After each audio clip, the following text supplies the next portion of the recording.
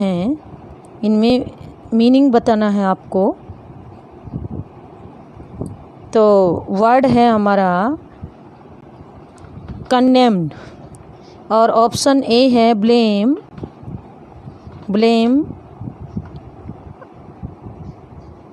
और B option है अनडिरेट, hate, सी, और डी है अवॉइड। तो जो है ए ऑप्शन इसका सही होगा, ब्लेम। ए ऑप्शन होगा करेक्ट, ब्लेम। चलिए नेक्स्ट पे चलते हैं। In the following choose the opposite in meaning of the given word. आपको अपोजिट, उल्टा मीनिंग बताना है। मैग्नेनिमियस जो है इसका मीनिंग होता है जैसे दिल का कोई अच्छा आदमी, जैसे उदार मन का, दयालु मन का। तो जो है इसका ए ऑप्शन देखते हैं सेल्फिश, और बी ये नाइव होगा, NAIVE। क्या होगा ये? NAIVE, naive. और सी जीनरस, और डी होगा स्मॉल। तो ए होगा इसका आंसर सेल्फिश। क्या होगा इसका answer? Selfish. A will be the option. Question number 3 पे चलते हैं, आइए। इन द फॉलोइंग, ए को काट दीजिए, ए नहीं है। In the following question out of the 4 alternative choose the one which best conveys the meaning of the phrase that which can not be rectified और मेड गुड। यानी जिसे सुधारा न जा सके, जिसे ठीक नहीं किया जा सके, तो वो कहलाएगा जो सुधार जिसमें ना हो सकता हो। तो ए ऑप्शन को एक बार देख लेते हैं। इरिपेरेबल, इरिवोकेबल, और इरिकंसिलिएबल, और इरिप्लेसिलिएबल। तो इसमें देखिए जो ए ऑप्शन है वो करेक्ट होगा, इरिपेरेबल। इरिपेरेबल का मतलब देखिए रिपेयर वर्ड भी इसमें आ रहा है जब हम बोल रहे हैं रिपेरेबल, तो इसका मीन्स सुधारना, और इर आगे लग जाता है तो गैर कानूनी, जैसे गैर जुल्म। तो इसका मतलब क्या हो गया कि जिसमें सुधार ना किया जा सके। तो ए इसका ऑप्शन सही होगा।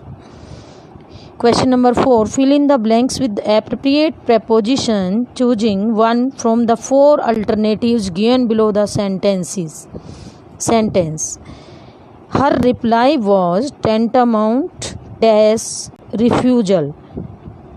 अब जो है हमें प्रपोजिशन दी गई हैं, ए में आएगा इन। ए ऑप्शन यहाँ हाईलाइट नहीं है, ए ऑप्शन में इन है, और बी में 2 है, सी 4, और डी 8। तो tantamount से पहले आई थिंक क्या भरा जाएगा? 2।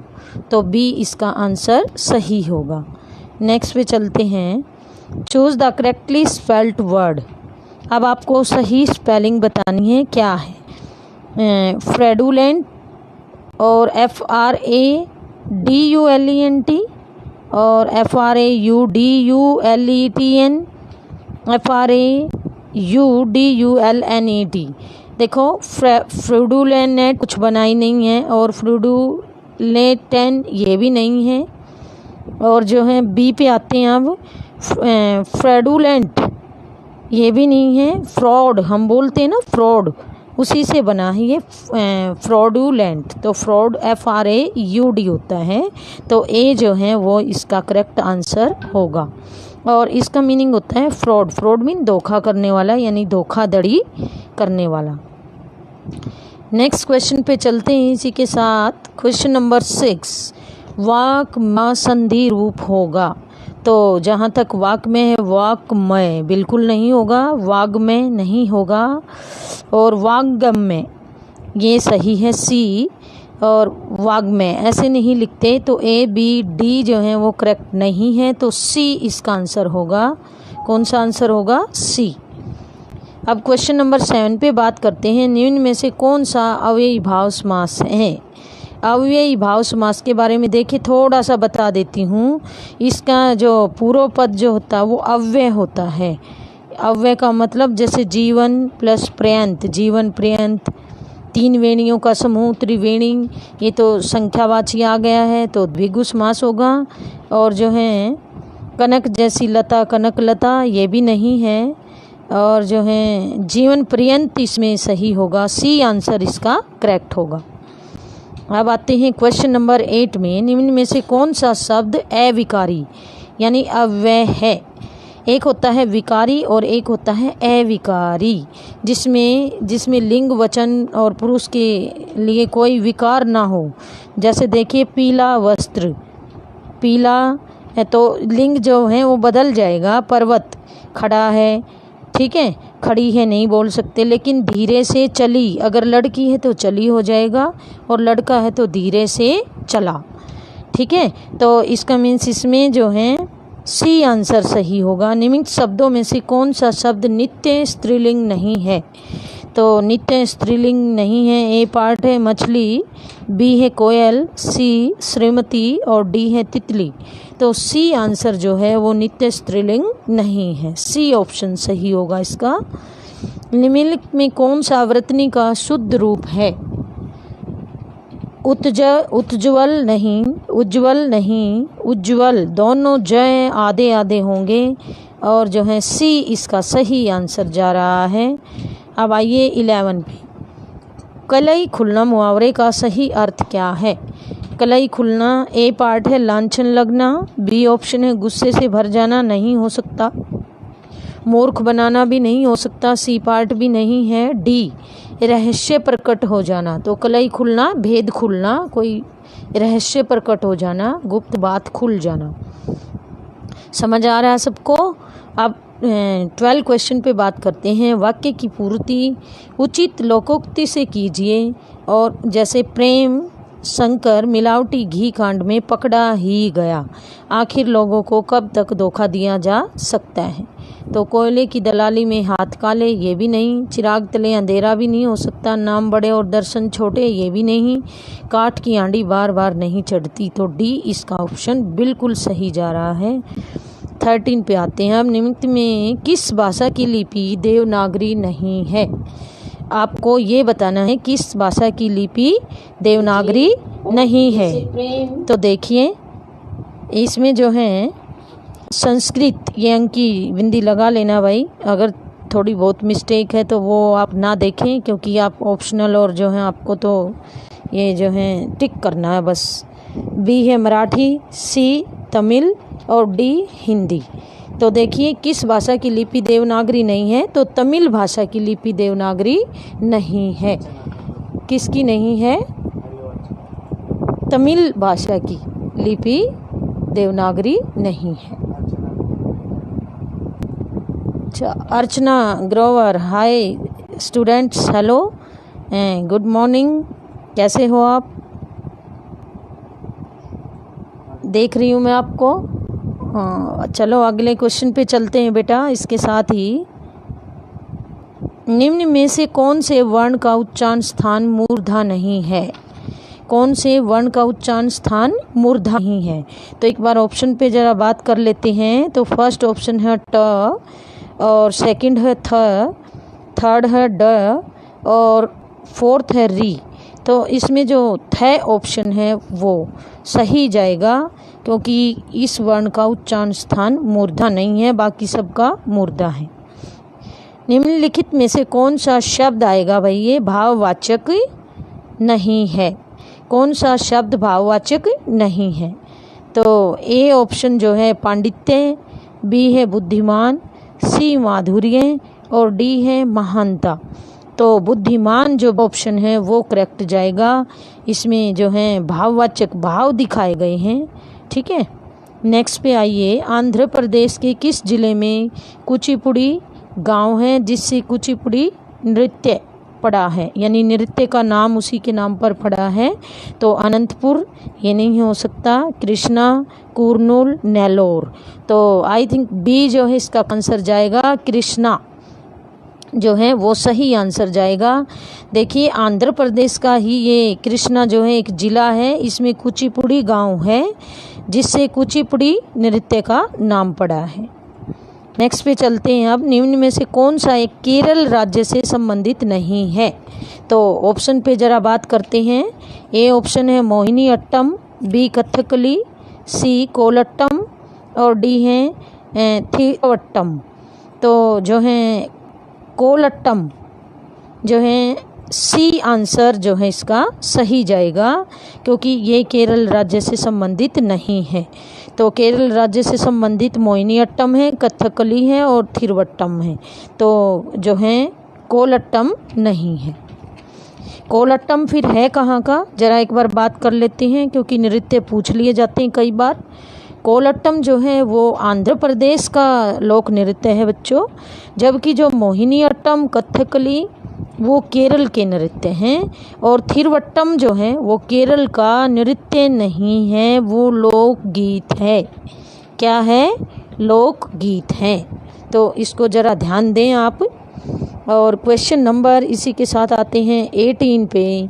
प्रसिद्ध गीत सारे जहां से अच्छा की रचना किसने की थी? तो ए पर चलते हैं रविंद्रनाथ टैगोर, बी मोहम्मद इकबाल, सी है मन्ना डे और डी है बंकिम चंद्र चटर्जी। देखिए बंकिम चंद्र चटर्जी नहीं हो सकता, तो जो बी ऑप्शन है वो सही जाएगा, मोहम्मद इकबाल।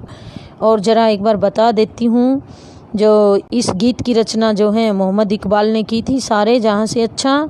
और बंकिम चंद्र चटर्जी ने फिर क्या किया था, उसने राष्ट्रगीत जो वंदे मातरम है उसकी रचना की थी। और जो है रविंद्रनाथ टैगोर ने जो है राष्ट्रगान जनगण मन की रचना की थी। बच गए मन्ना डे। मन्ना डे जो है वो फिल्म जगत से जुड़े हुए थे, और ये एक फेमस जो है म्यूजिशियन थे और जो है संगीतकार यानी गायक थे। तो इसी के साथ अब 19वें क्वेश्चन पे चलते हैं हम। परंपरागत कसीदाकारी कला चिकन लिए निम्न में से कौन सा स्थान प्रसिद्ध है? ये देखिए, जैसे हम कपड़े पे कढ़ाई करते हैं, कसीदकारी करते हैं, तो वो बताना है आपको ये। तो परंपरागत रूप से चला हुआ है जो ए ऑप्शन है अहमदाबाद, बी हैदराबाद, सी लखनऊ और डी क्या है जयपुर। तो जहाँ लखनऊ की जो है कसीदकारी चिकनकारी जो है होती है कला लखनऊ में, तो जो है ये प्रसिद्ध है, और जिसमें कासीदकारी और कश्मीरी कढ़ाई, सिंधी कढ़ाई, जरदोजी और जयपुर की प्रसिद्ध मानी जाती हैं। ये वाली कढ़ाई कहाँ की होती हैं? जयपुर की।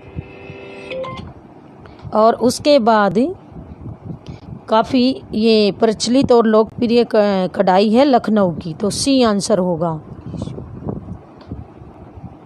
20वें क्वेश्चन पे बात करते हैं। कालचक्र कर्मानुसार निम्न में से किस धर्म से संबंधित है? देखिए कालचक्र धर्मानुष्ठान आएगा भाई, ये इसको सही कर लेना। कालचक्र धर्मानुष्ठान निम्न में से किस धर्म से संबंधित है?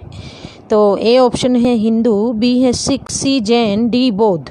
तो जो बुद्ध थे, बौद्ध थे, वो जो है कालचक्र धर्मानुष्ठान से रिलेटेड हैं, उनसे जुड़े हुए थे।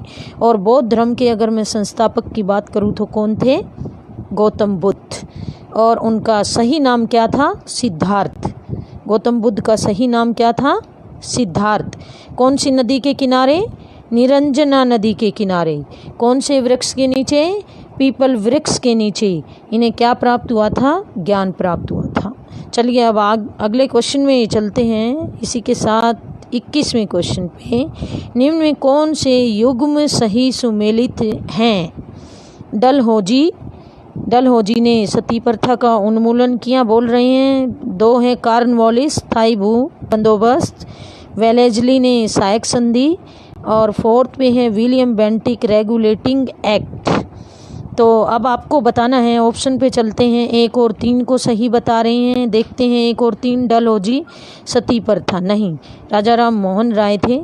और जो है 3 पे कह रहा है वेलेजली सहायक संधि, ये भी नहीं हो सकता। 1, 2 और 4, 1, 2 और 4 भी नहीं हो सकते।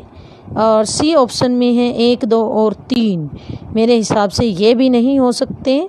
तो डी ऑप्शन बिल्कुल सही जा रहा है इसका, 2 और 3। एक बार जरा देख लेते हैं 2 क्या है?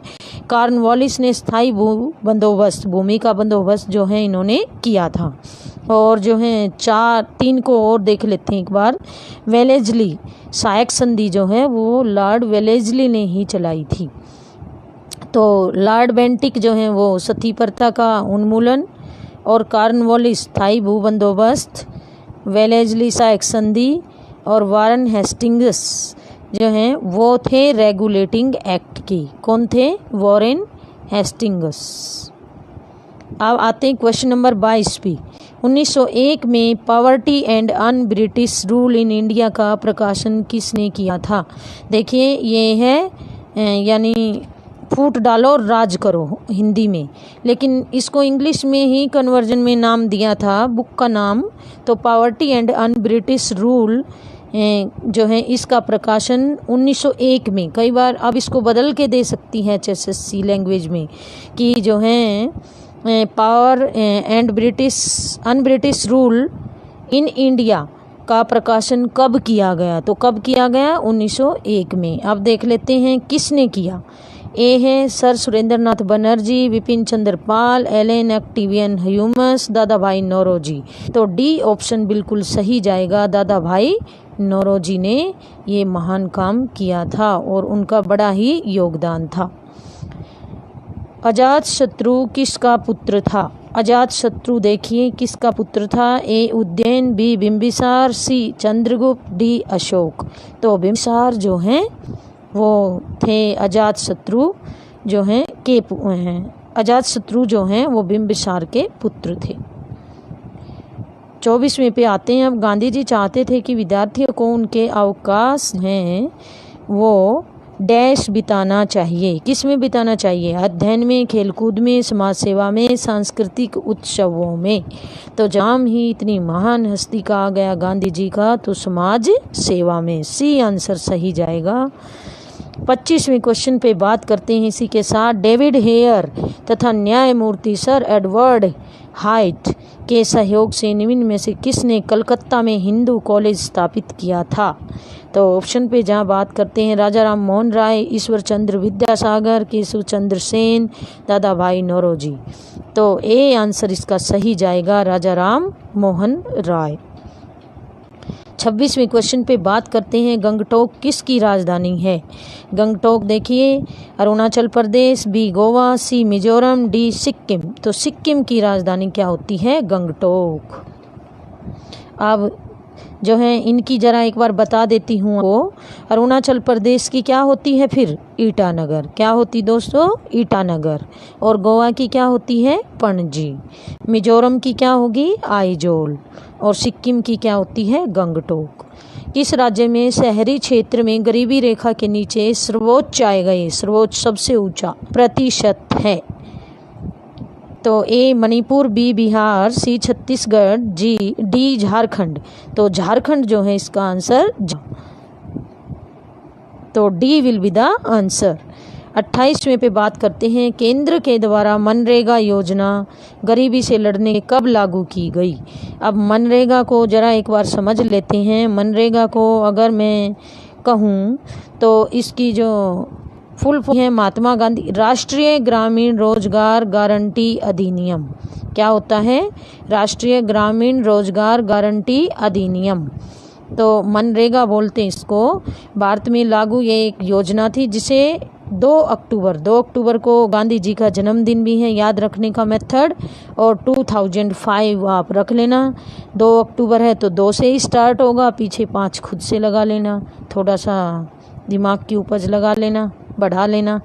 तो मनरेगा योजना जो है 2 अक्टूबर 2005 को जो है अधिनियमित की गई थी। तो ए ऑप्शन इसका सही जाएगा। 29वें पे आइए अल्पकालिक अर्थ प्रबंध कितनी अवधि के लिए होता है?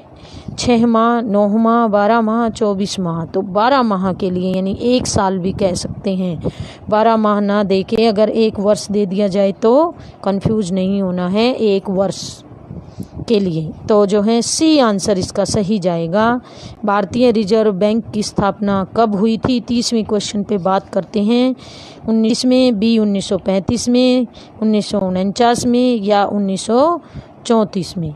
तो 1935 में जो है भारतीय रिजर्व बैंक की स्थापना हुई थी। तो बी ऑप्शन इसका सही होगा।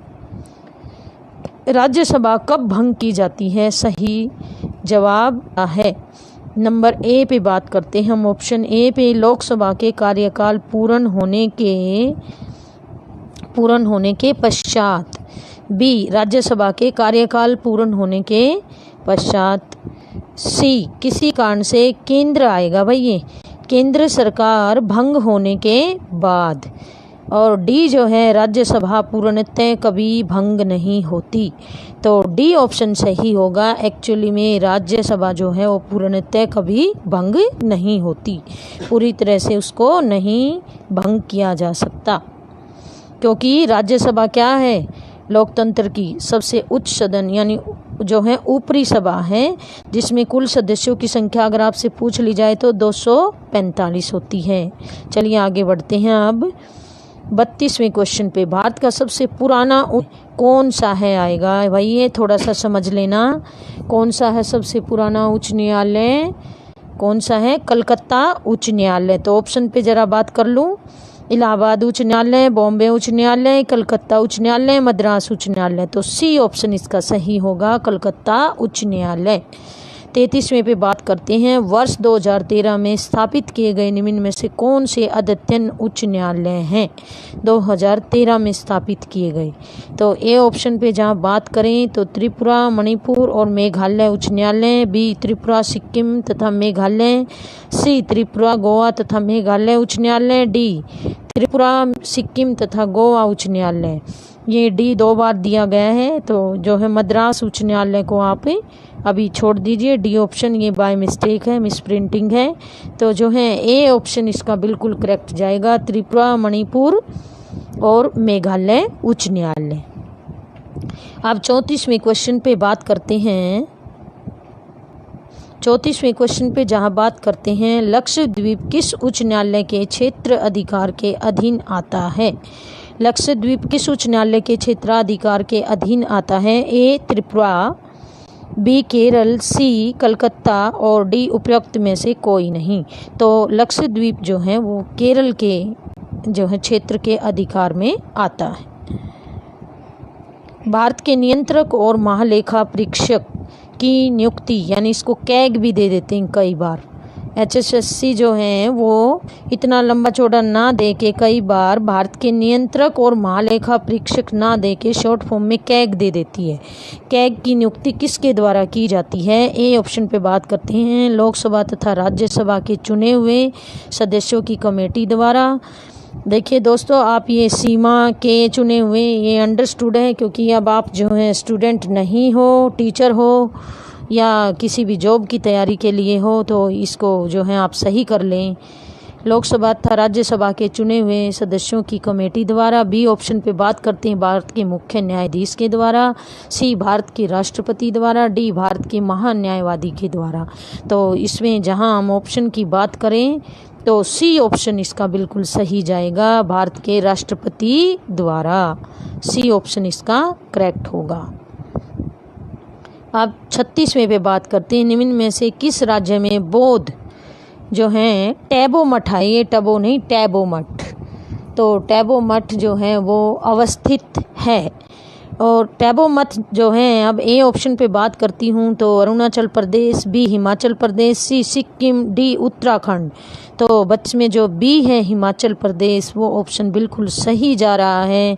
और टैबो हिमाचल प्रदेश के लाहौल स्पीति जिला में स्थित एक छोटा सा शहर है, और जो है हिमाचल प्रदेश का दूसरा सबसे जो इम्पोर्टेंट मठ है, ये दूसरे नंबर का यानी महत्वपूर्ण मठ माना गया है इसे। चलो अब नेक्स्ट चलते हैं 37वें क्वेश्चन पे। लाल मिट्टी का रंग लाल क्यों होता है?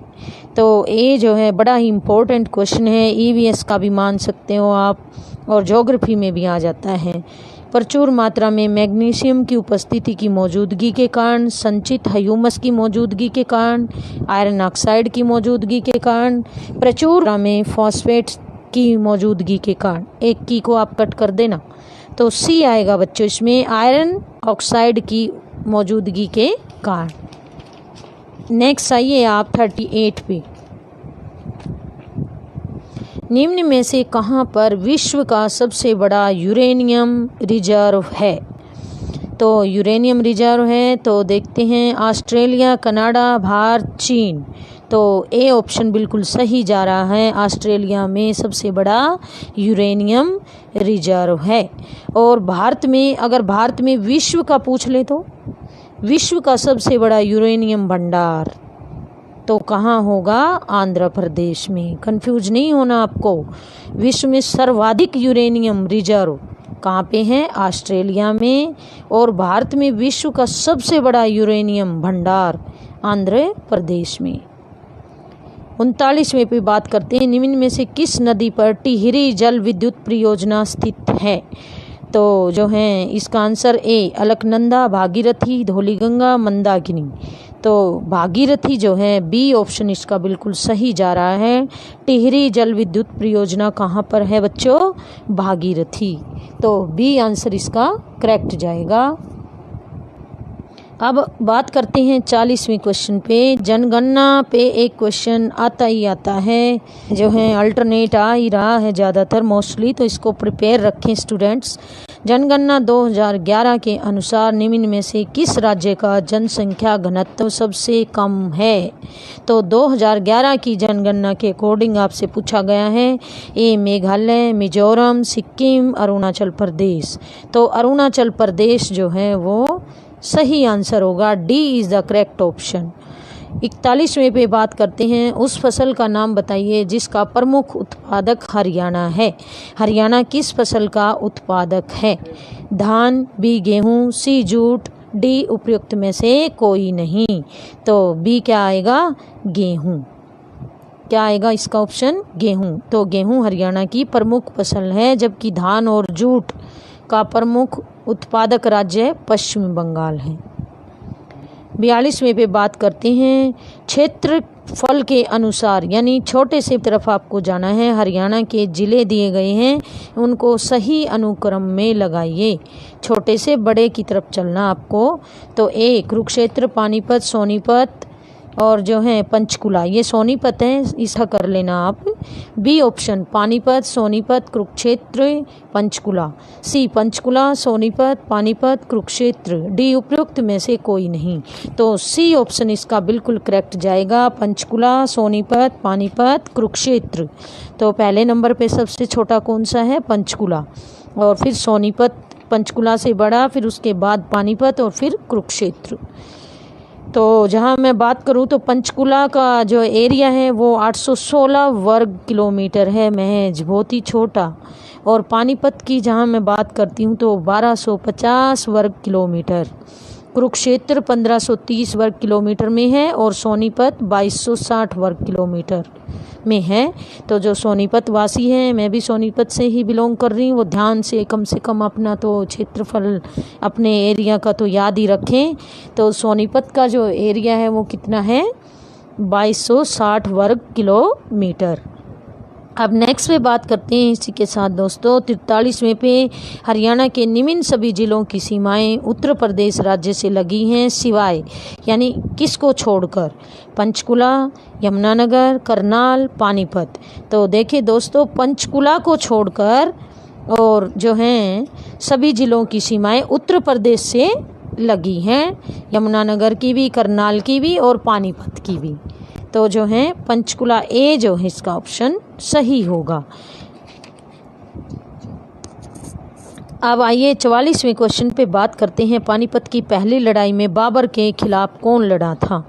तो बाबर के विरुद्ध कौन लड़ा था? ए ऑप्शन है राणा सांगा, बिल्कुल नहीं। राणा कुंभा नहीं, अपने आप ही आपको पता चल जाएगा। इब्राहिम लोदी, या तो इब्राहिम लोदी के साथ युद्ध हुआ था या अहमद शाह अब्दाली के साथ, अब दो में से एक बच गया, तो इसमें आपको श्योरिटी होनी चाहिए। तो सी ऑप्शन बिल्कुल सही जाएगा, इब्राहिम लोदी। तो बाबर के विरुद्ध कौन लड़े थे? इब्राहिम लोदी। अब पानीपत का जो पहला युद्ध था वो 1526 में बाबर और इब्राहिम लोदी के बीच लड़ा गया था।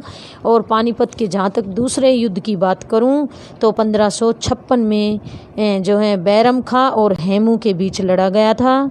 और तीसरा युद्ध जो है वो 1761 में मराठा व अहमद शाह अब्दाली के बीच लड़ा गया था। तो क्लियर है दोस्तों, पानीपत की तीनों लड़ाइयाँ जो हैं मोस्ट इम्पोर्टेंट हैं और पेपर में आ जाती हैं, बार बार पूछी जाती हैं। अब 45वें क्वेश्चन पे बात करते हैं। 1756 से 57 के दौरान हरियाणा किसके नियंत्रण जो हैं अधीन था? तो किसके अधीन था? नियंत्रण के अधीन था आएगा ये, नियंत्रण के अधीन था। मुगलों के, सिखों के, मराठों के, उपयुक्त में से कोई नहीं। तो जहाँ तक मैं 1756-57 की बात करूँ तो जो है मराठों के अधीन था, क्योंकि उस टाइम पे मुगल नहीं थे, सिख नहीं थे।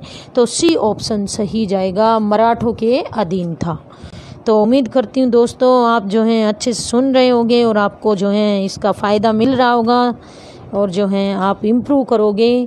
और अगर अच्छी लग रही हो तो लाइक, शेयर और सब्सक्राइब भी करें और हरियाणा में इस चैनल को फैलाइए, ताकि जो है बच्चे HSSC में उन्हें बेनिफिट मिले। और मैं चाहती हूँ मेरे दोस्त ज़्यादा से ज़्यादा जो हैं सिलेक्ट हों और जो हैं मेरे पास मैसेज भेजें कि जो है हमें कुछ फ़ायदा मिला और एक आध हमारा जो बताया हुआ उसमें से आया और जो है हम मोटिवेट हुए। इसी के साथ चलिए अब टाइम वेस्ट नहीं करते दोस्तों, 46वें क्वेश्चन पे बात करती हूँ। और निम्न में कौन सा आभूषण हरियाणा राज्य में गले में पहनने में नहीं आता है? गले में जो नहीं पहना जाता, देखिए हसला बिल्कुल गले में पहना जाता है। और बी फूल, फूल आपने सुना होगा तो हाथ में पहनने का होता है ये। फूल एक नाक का, अगर हाथ लगा दिया तो फूल हाथ का हो जाएगा। और फूल जो है पहले नाक की, जिसको आजकल हम लौंग बोलते हैं, तिल्ली बोल देते हैं देसी भाषा में, तो वो जो है नाक में पहनी जाती हैं। पहले इसको फूल भी बोलते थे, क्योंकि वो चौड़ी चौड़ी फूल जैसी आपकी दादी, अम्मा और जो बुजुर्ग लेडीज़ देखी होंगी आपने गांव में पहनती हैं। तो जो फूल है वो नाक का आभूषण है। और गलसरी, जब गले आ गया तो ये गले का आभूषण है। और बटन भी गले का आभूषण है। तो बी ऑप्शन इसका बिल्कुल सही जाएगा, फूल गले का आभूषण नहीं है। 47वें पे बात करते हैं। इन राज्य अथवा संघ शासित क्षेत्र में एक उभय उच्च न्यायालय है। उभय मीन दोनों का उच्च न्यायालय, वो संघ शासित क्षेत्र भी है और राज्य भी है। चलिए बात करते हैं ऑप्शन पे। दिल्ली एंड हरियाणा, पंजाब हरियाणा एंड चंडीगढ़, उत्तराखंड और हरियाणा और उत्तर प्रदेश।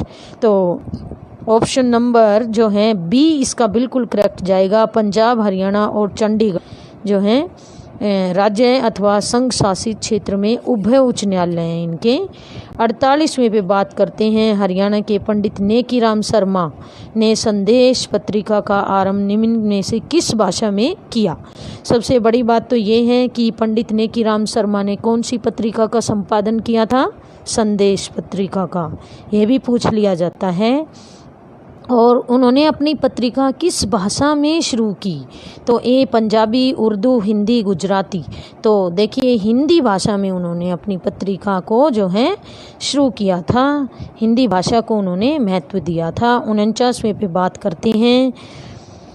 हरियाणा सरकार के द्वारा गेहूं पर कौन सा कर समाप्त किया गया था? पहले गेहूं पर कर लगता था और फिर वो समाप्त किया गया था, तो उस कर का नाम क्या है? विक्रय कर, ये तो सेल्स टैक्स नहीं, उत्पाद शुल्क और जो है वैट, उपयुक्त सभी। तो ए नहीं हो सकता, बी उत्पाद शुल्क भी नहीं हो सकता और डी भी नहीं हो सकता। तो सी वैट जो है वो कर समाप्त किया गया था। हरियाणा के मुख्यमंत्री मनोहर लाल खट्टर ने 3 जून 2016 को जय जवान आवास योजना जे, इसका शॉर्ट फॉर्म भी पूछ लेते हैं, जे की आधारशिला कहाँ रखी? तो 3 जून 2016 को ये भी पूछा जा सकता है कि जे की आधारशिला मनोहर लाल खट्टर ने कहाँ से की? तो जे की आधारशिला जो है कब की? तो 3 जून 2016 को। और अब कहाँ से रखी? ए रिवाड़ी, बी बहादुरगढ़, सी यमुनानगर, डी चंडीगढ़। तो जो है बी ऑप्शन इसका बिल्कुल सही जाएगा, बहादुरगढ़ से रखी गई थी। और 51वें पे बात करते हैं। हरियाणा प्रदेश में कौन सा माह वर्ष का जो है सबसे कूल माह है, सबसे ठंडा महीना जब तापमान हिमांक तक पहुंच जाता है, यानी बिल्कुल ठंडी ठंड बर्फ़ जैसी। तो सबका जो है इसका पता होना चाहिए। ए जनवरी, दिसंबर, नवंबर, मार्च। तो जनवरी माह जो है वो सबसे ठंडा माना जाता है हरियाणा प्रदेश का। हरियाणा वन विकास निगम HFDC, आप इन शॉर्ट फॉर्म पे भी ज़रूर ध्यान दें। वन विकास निगम HFDC की स्थापना हुई थी, कब हुई थी? ए दिसंबर 1989 और मार्च 9 अप्रैल 1988। तो हरियाणा वन विकास निगम की स्थापना हुई थी। ए ऑप्शन बिल्कुल सही जाएगा, दिसंबर 1989 में। 299 आएंगे, ध्यान रखो, 1989 में, पर 89 तो दिया भी गया, तो दिसंबर को याद रखिए आप। हरियाणा के किस जिले में फिरोज शाह की लाट अवस्थित है? Very important. 53, हरियाणा के किस जिले में फिरोज शाह की लाट अवस्थित है? फतेहाबाद, गुड़गांव, हिसार, करनाल। तो हिसार में जो है वो फिरोज शाह की है, और ज़िले में जो है ये मस्जिद के नाम से लोकप्रिय है। फिरोज शाह महल जो है उसके पास ही एक मस्जिद भी बनी हुई है, महल भी है और मस्जिद भी है, साथ है दोनों। और यह लगभग 20 फुट मानी जाती है, और इसके अंदर जो है बलुआ जो पत्थर होते हैं उनसे बनी हुई है इनका स्तंभ। हरियाणा सरकार के मंत्री करणदेव कंबोज का संबंध किस निर्वाचन क्षेत्र से है? तो करणदेव कंबोज का संबंध देखते हैं, शाहबाद, इंद्री, नारायणगढ़, बावल।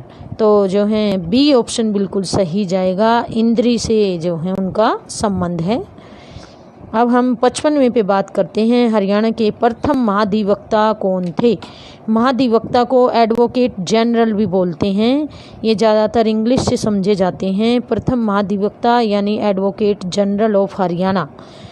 और प्रथम जहाँ बात की है तो बलदेव राज महाजन, श्री बाबू स्वरूप, नारायणगढ़, और उपयुक्त में से कोई नहीं। तो बी ऑप्शन बिल्कुल सही जाएगा, श्री बाबू स्वरूप जो हैं वो प्रथम महाधिवक्ता थे। 56वां जननायक चौधरी देवीलाल अवार्ड किस क्षेत्र के लिए दिया जाता है? तो जो है ऑप्शन पे ज़रा बात कर लेते हैं। अधिकतम कृषि उत्पादन के लिए, हरियाणवी साहित्य में प्रमुख अंशदान के लिए, सूचना प्रौद्योगिकी में नवोन्मुखी विकास के लिए, शहरी विकास में मुख्य योगदान के लिए। देखिए, जहां माननीय चौधरी देवीलाल जी का सवाल है तो वो ज़्यादातर कृषि से जुड़े हुए थे। थोड़ा सा आपको जो है हिंट में दे देती हूँ, और उन्होंने जो है किसानों के लिए बहुत ही काम किया, उन्हें किसानों के मसीहा जाने जाते हैं। तो अधिकतम कृषि उत्पादन के लिए तो ए जो है ऑप्शन सही जाएगा। जननायक जो चौधरी देवीलाल थे, और जो है वो अवार्ड जो है अधिकतम कृषि उत्पादन के लिए दिया जाता है। अब आ जाइए 57वें क्वेश्चन पे। निम्न में से किस स्थान में होंडा मोटरसाइकिल का निर्माण होता है? रेवाड़ी, करनाल, मानेसर, रोहतक।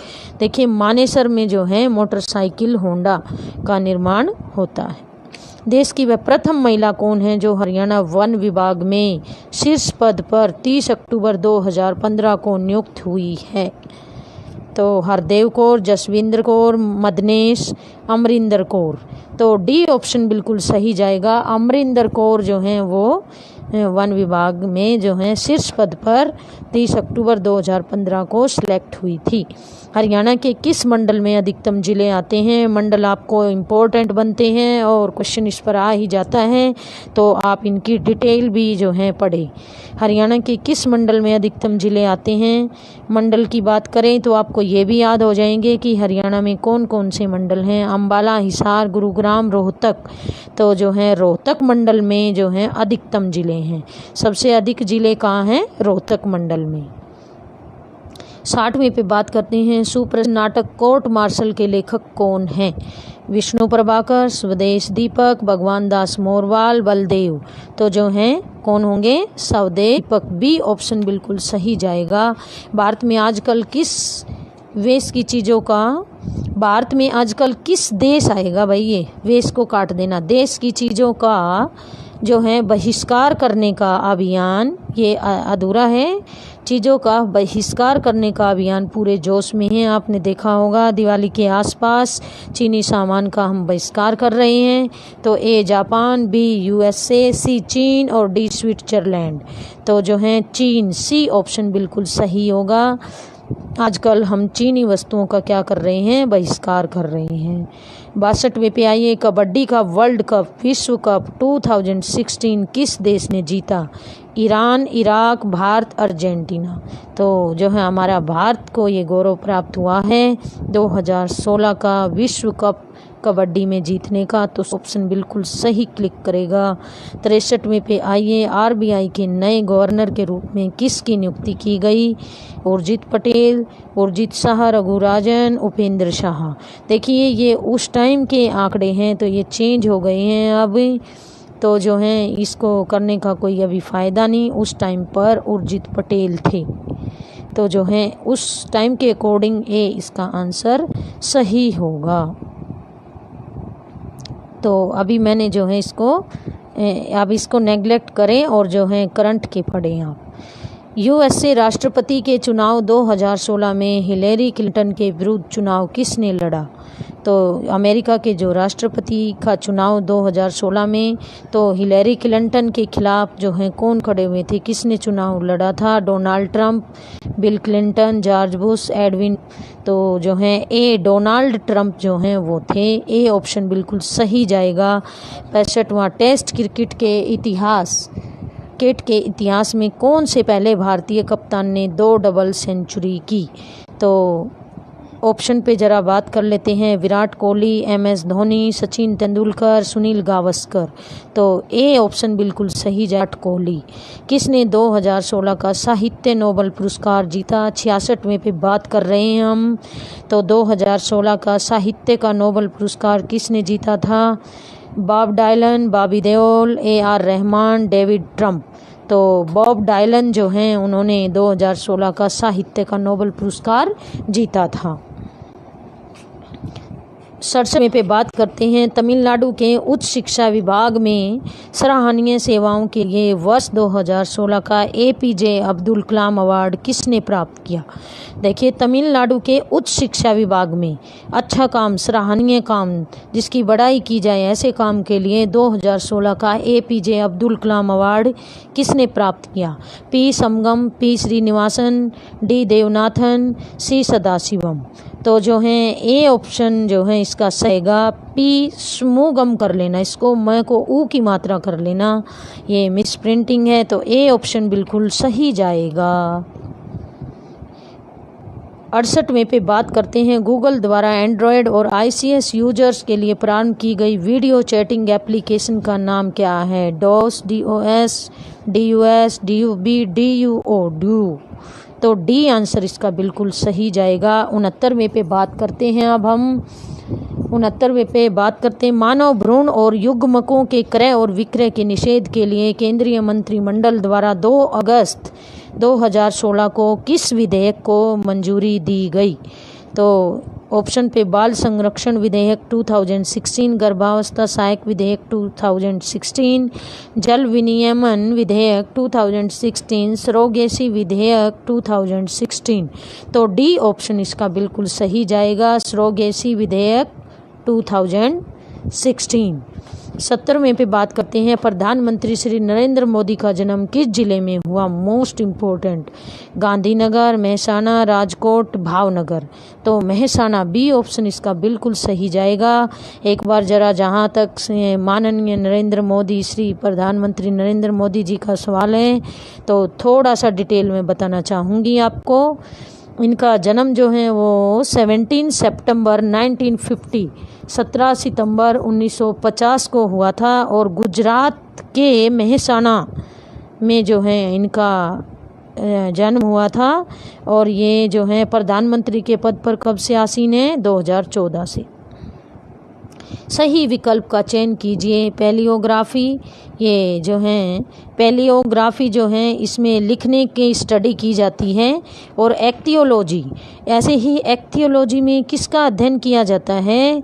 तो फिशर यानी मत्स्य के अध्ययन को हम एक्टियोलॉजी बोलते हैं।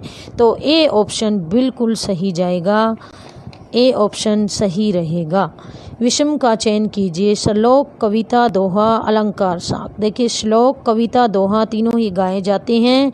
अलंकार को आप नहीं भी गाओगे और वर्ड सेंस में बोलोगे तब भी चलेगा। तो डी बिल्कुल अलग है, डी ऑप्शन होगा। निम्न में विषम संख्या युग्म समूह का चयन कीजिए। देखिए 12 12 144, ये इसका कंप्लीट स्क्वायर है, उतने को उतने से ही मल्टीप्लाई करने से ये आया है। और जहाँ तक मैं बी ऑप्शन की बात करूँ तो 13 से अगर इसको आप काट दोगे तो ये भी 12 पे कटेगा, जैसे ये फर्स्ट 12 पे कट गया था।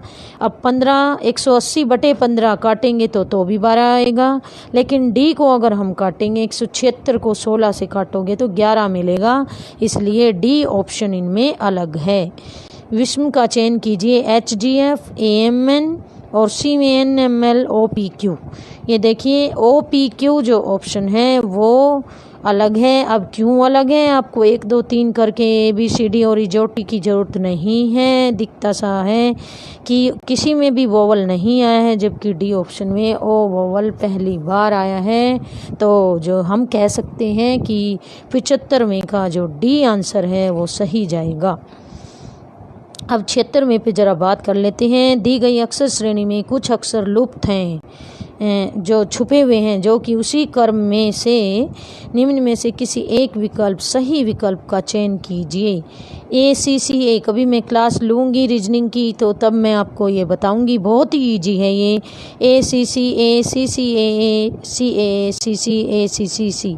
तो जो है अब मैं इतना ज़्यादा इसको डिक्टेट नहीं कर पाऊँगी, केवल ऑप्शन मैं आपको बताना चाहूँगी। तो बी ऑप्शन CAA यानी CAAA जो है आंसर इसका करेक्ट होगा। 77 में पे किसी कूट भाषा में रिप्शल को 613082 की तरह लिखा जाता है और वाई 4192 की तरह लिखा जाता है। उस कूट भाषा में PEWSLE को किस प्रकार लिखा जाएगा? तो ये भी बच्चे समझाने का क्वेश्चन है, या तो मैं इसकी क्लास लूँगी सेपरेटली, अभी केवल ऑप्शन पे डिस्कस कर लेते हैं। तो ए ऑप्शन इसका करेक्ट होगा। यदि चल सकने वाले जानवर को तैरने वाले कहा जाए, रेंगने वालों को उड़ने वाले कहा जाए और जल में रहने वालों को सर्प कहा जाए, तो आकाश में उड़ने वाले को शिकारी कहा जाए, तो छिपकली को क्या कहा जाएगा? तो उड़ने वाले कहा जाएगा। इसमें आप अपना दिमाग लगाइए, सी ऑप्शन सही होगा। ये मैं रीजनिंग की क्लास में आपको डिक्टेट करके बताऊंगी। किसी कूट भाषा में बेरई नेक का हरा और स्वादिष्ट, पिक नेक होर का अर्थ टमाटर हरा है तथा कोक बीर नौर का अर्थ भोजन स्वादिष्ट होता है। तो निम्न में से किसका अर्थ टमाटर स्वादिष्ट है होगा? इन्हीं में से आपको छाटना। देखिए बीर वर्ड जो है वो जहाँ स्वादिष्ट आया वहीं पे बीर वर्ड आया है। तो जो है हमारे पास फर्स्ट और थर्ड ऑप्शन में बीर वर्ड आया है, तो स्वादिष्ट को आप एक बॉक्स में कर लीजिए बीर वर्ड। तो इसका मीन्स टमाटर स्वादिष्ट है, तो बीर आ गया। और है जो है HOR होर के लिए आया है, क्योंकि दूसरे और तीसरे में है वर्ड आया है, तो होर नया लग रहा है मुझे। और जो है अब बच गया क्या? टमाटर। तो स्वादिष्ट है को छाट लीजिए।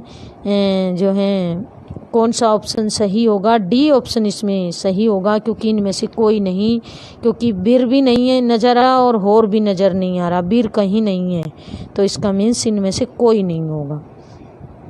एक पुरुष का परिचय देते हुए एक महिला कहती है कि उसकी पत्नी यानी उस पुरुष की पत्नी मेरे पिता की यानी उस औरत के पिता की इकलौती पुत्री है। तो उसकी पत्नी इकलौती पुत्री इसी के पिता की, इसका मीन्स वो खुद लेडी हैं। तो वह पुरुष उस महिला से किस प्रकार संबंधित है? भाई, ससुर, मामा, पति। तो वो उस लेडीज का पति है और वो उसकी वाइफ है।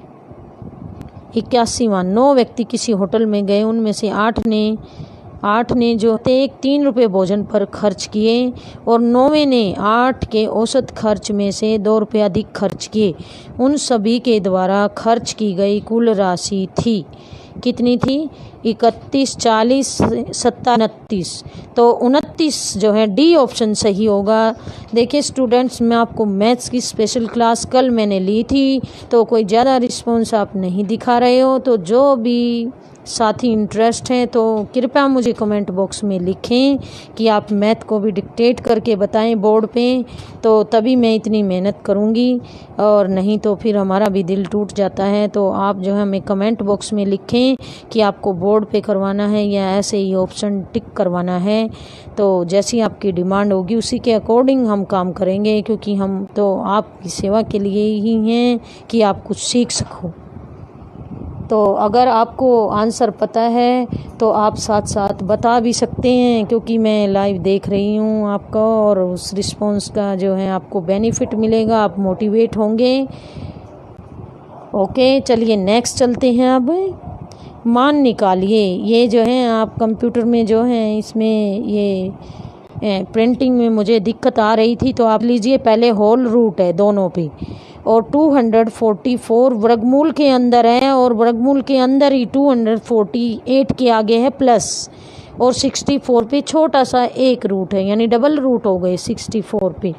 तो डोंट वरी एट ऑल, पहले आप 64 का रूट निकाल लीजिए, 8 हो गया, और अब 64 जो है रूट से वर्गमूल से फ्री हो गया। 28 + 8 करेंगे तो कितना आ जाएगा, 28 + 56, और 256 का सिंगल रूट बच गया है, ये 16 गुना 16 होता है, और रूट में 2 में से पेयर में एक बाहर आ जाता है, तो 16 आंसर इसका करेक्ट होगा। तो देख लेते हैं जरा, A 14, B 26, C आंसर बिल्कुल करेक्ट है, 16 इसका आंसर जाएगा। किसी महाविद्यालय में लड़कों तथा लड़कियों की संख्या का अनुपात 8:5 है। यदि लड़कियों की संख्या 200 हो तो महाविद्यालय में विद्यार्थियों की कुल संख्या का मीन लड़के और लड़की। देखिए 8:5 है, तो जहाँ मैं पहले लड़के ले लेती हूँ, तो रेशियो को हटाने के लिए 8x ले लेती हूँ मैं। 8x बराबर है 200, तो x बराबर है 5x बराबर 200 कर लीजिए, पहले इजी पड़ जाएगा। 5x बराबर है 200, तो x बराबर है 5 चौक 20, 40, x क्या आ गया 40, और 5x क्या थी, लड़कियां, तो लड़कियां कितनी आ गई 40, लड़कियां 40 हो गई, कुल लड़कियों की संख्या 200 के इक्वल थी, तो x आ गया हमारा 40। अब 8x जमा 5x कितना होता है 13x, तो x की जगह आप 40 पुट कर दो। आपको टोटल बताने हैं ना, तो आप पहले रेशियो का भी टोटल करिए। 8x जमा 5x कितना होता है 13x, 13x का मीनिंग 13 गुना x, तो 13 गुना 40, 520 जो है आंसर सही जाएगा। तो बी ऑप्शन इसका करेक्ट होगा। 84वें क्वेश्चन पे बात करते हैं। पी और क्यू की वर्तमान आयु का अनुपात 6:7 है। आयु पर बहुत सारे क्वेश्चन जो है, एक क्वेश्चन आपको मिलता ही है। यदि क्यू पी से 4 वर्ष बड़ा है तो 4 वर्ष पश्चात पी और क्यू की उम्र का क्या अनुपात होगा। तो ए है 7:9, ए ऑप्शन 7:8, बी 7:9, और सी 3:8, डी 5:8। तो इसको जो है ये बोर्ड पे करने का समय थोड़ा सा मुझे बताना पड़ेगा, तो ए ऑप्शन सही जाएगा 7:8। एक कामगार के रूप में बी से दोगुना अच्छा कार्य कुशल है तथा एक साथ मिलकर वे किसी कार्य को 18 दिन में पूरा करते हैं।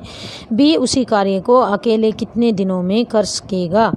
तो बी अकेला उस कार्य को करेगा, ये भी बोर्ड का सम है। तो ए 27 दिनों में, बी 54 दिनों में, सी 56 दिनों में, डी 68 दिनों में। तो बी आंसर इसका सही होगा। 86 एक कार 80 किलोमीटर पर आवर से गतिमान है, मीटर प्रति सेकंड में कार की चाल ज्ञात कीजिए। तो मीटर पर सेकंड में आपको करना है 80 किलोमीटर पर आवर दिया गया है, तो आर क्या है बड़ा, और सेकंड क्या होती हैं छोटी, बड़े से छोटे में आपको कन्वर्ट करना है, तो इसकी शॉर्टकट ट्रिक होती है। तो आप किससे 80 गुना 5/18 कर दोगे। अगर आपको मीटर पर सेकंड को किलोमीटर में चेंज करना होता, बड़ी इकाई में चेंज करना है, तो बड़ा नंबर ऊपर जाएगा, 18/5 से गुणा करते। तो जो है 80 गुना 5/18। अब इसको आप काट लेना, और जो फाइनल जो आंसर आएगा वो होगा जो है 22 सही 5/9, यानी 22 सही 5/9 नहीं, जो है इसमें ऑप्शन जो है 20 मिनट पर सेकंड, तो ये जो है एग्रीगेट दिए गए हैं, यानी जो है राउंड फिगर में हैं करके दिए गए हैं आपको। बी है 22 मीटर पर सेकंड, तो बी आंसर इसका सही होगा। और जब आप लिखोगे तो 22 होल 2/9, 22 सही 2/9 मीटर पर सेकंड भी लिख सकते हो इसमें। 87वें पे आइए, कौन सा आरोही क्रम में है? आरोही होता है चढ़ना बढ़ना, किसी चीज़ के आगे बढ़ना, तो छोटे से बड़े पे जाएंगे, तो जो है सी ऑप्शन इसका सही जाएगा। 9/11, 8/9, 3/2, 7/9 इनकी ट्रिक होती हैं दोस्तों, और वो ट्रिक जो है बोर्ड पे करके मैं दिखाऊंगी जब आप मुझे कमेंट बॉक्स में लिखोगे। 88वें क्वेश्चन पे जरा बात कर लेते हैं। एक्स का मान ज्ञात कीजिए, बोर्ड मास से रिलेटेड है, दोनों को प्लस कर लीजिए, और x के साथ ये माइनस है, तो जो है प्लस है तो उधर जाके क्या हो जाएंगे माइनस, और माइनस से माइनस क्या हो जाएगा कैंसिल, तो जो है ए ऑप्शन इसका सही होगा 47.95। किसी कक्षा में लड़कियों की संख्या लड़कों से 2 गुनी है, यानी कक्षा में लड़कियों की संख्या जो है लड़कों से डबल है, यानी लड़के अगर 2 हैं तो लड़कियां कितनी हैं 4, लड़के अगर 1 है तो लड़कियां कितनी हैं 2।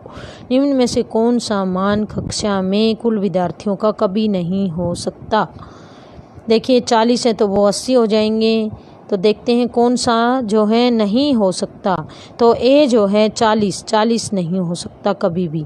क्यों नहीं हो सकता? क्योंकि 2:1 में है, तो कक्षा में कुल विद्यार्थियों की जो संख्या है वो निश्चित तौर पर 3 का गुणन होगी, 3 के पहाड़े में से आती हुई होगी। ठीक है, तो इसका जो है ए ऑप्शन जो है वो नहीं हो सकता, बाकी 3 के टेबल में आ रहे हैं।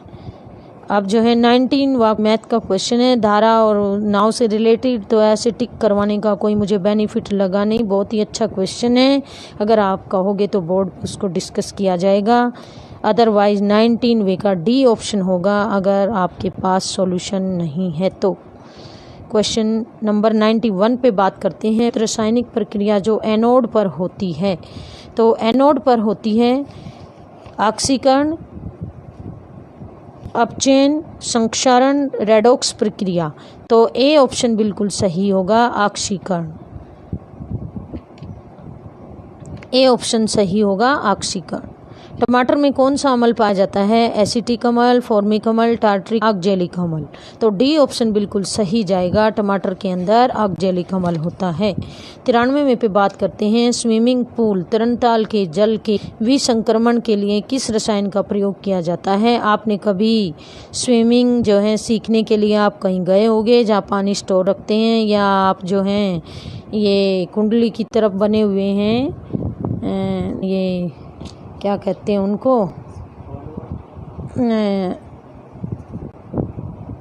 जो है जुरासिक पार्क वगैरह, जुरासिक पार्क जो है उनमें आप जाते हैं, तो उनमें जो है देखिए इन्फेक्शन ना हो तो उसके लिए वो रसायन उसके अंदर डाल देते हैं, तो उसका नाम क्या है? Bromine, chloroform, B part printed है क्लोरीन, और डी कार्बन, तो जो है क्लोरीन डाली जाती हैं। वैसे भी आप आमतौर पर देखते हो कि पानी के अंदर क्या डाली जाती है? क्लोरीन।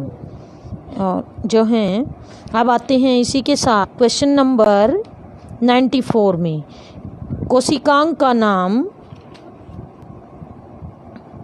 94 क्वेश्चन पे बात करते हैं। कोशिकांग का नाम क्या है जिसमें प्रकाश संश्लेषण होता है? ओप्लास्ट, क्लोरोप्लास्ट, क्रोमोप्लास्ट, उपयुक्त में से कोई नहीं, तो क्लोरोप्लास्ट बी ऑप्शन बिल्कुल सही जाएगा इसका। और जो है अब 95 में भी बात कर लेते हैं। मानव शरीर की सबसे बड़ी धमनी कौन सी है?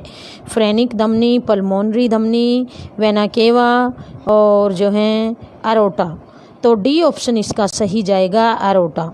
डायलिसिस प्रक्रिया में कौन सी प्रक्रिया शामिल है? ऑस्मोसिस, रिवर्स ऑस्मोसिस, प्लाज्मोसिस, और हीमोलिसिस, तो जो है ए ऑप्शन बिल्कुल सही जाएगा। डायलिसिस प्रक्रिया में जो है ऑस्मोसिस जो प्रक्रिया शामिल है। और जो है 97 में पे बात कर लेते हैं, कोशिकांग आएगा ये जो प्रोटीन संश्लेषण में शामिल होता है। तो कौन सा होता है? Ribosome, nucleic acid, mitochondria, chlorophyll. तो ए आंसर बिल्कुल सही जाएगा। राइबोसोम्स जो हैं वो प्रोटीन प्रकाश संश्लेषण में शामिल होता है और राइबोसोम्स जो हैं फलीदार पौधों की जड़ों में जो ये होता है। वोल्ट मीटर आमतौर पर चालक विद्युत परिपथ के दो सिरों के बीच विभवांतर मापने के लिए प्रयुक्त होता है। विद्युत परिपथ में वोल्ट मीटर आमतौर पर संयोजित मीन जुड़े हुए होते हैं, संयोजित किया जाता है। किस श्रेणी में? एक होती है समांतर श्रेणी में, और बी जो है वो श्रेणी में केवल, और सी समांतर और श्रेणी दोनों में, और डी शायद समांतर अथवा श्रेणी में। तो ए होगा समांतर श्रेणी में उन्हें जोड़ा जाता है। समांतर में, इन पैरेलल, सॉरी श्रेणी नहीं आएगा। अब 99 में पे बात करते हैं समतल दर्पण। और समतल दर्पण को जो है प्लेन मिरर बोलते हैं और इसकी इमेज जो है इसके द्वारा निर्मित जो प्रतिबिंब का आकार होता है। समतल दर्पण द्वारा निर्मित प्रतिबिंब का आकार कैसा होता है? ए वस्तु के आकार के बराबर, वस्तु के आकार से छोटा, वस्तु के आकार से बड़ा, वस्तु के आकार से थोड़ा छोटा। तो ए ऑप्शन बिल्कुल सही जाएगा, वस्तु के आकार के बराबर। 100वें अब लास्ट क्वेश्चन पे आते हैं दोस्तों। और जो है उम्मीद करती हूँ आपको अच्छी लगी होगी वीडियो, और लाइक शेयर सब्सक्राइब करना ना भूलें। और इसी के साथ अब लास्ट क्वेश्चन को डिस्कस करने जा रही हूँ। तारे किस कारण टिमटिमाते हैं? ए ऑप्शन प्रकाश के परावर्तन के कारण, प्रकाश के विक्षेपण, प्रकाश के विरलन, प्रकाश के अपवर्तन। तो डी ऑप्शन इसका बिल्कुल 100% करेक्ट जाएगा, प्रकाश के अपवर्तन के कारण। इसी के साथ फिनिश करने जा रहे हैं दोस्तों, और अगली क्लास में फिर मिलेंगे। और उम्मीद करती हूँ लाइक शेयर सब्सक्राइब जरूर करेंगे। Okay, thanks, bye.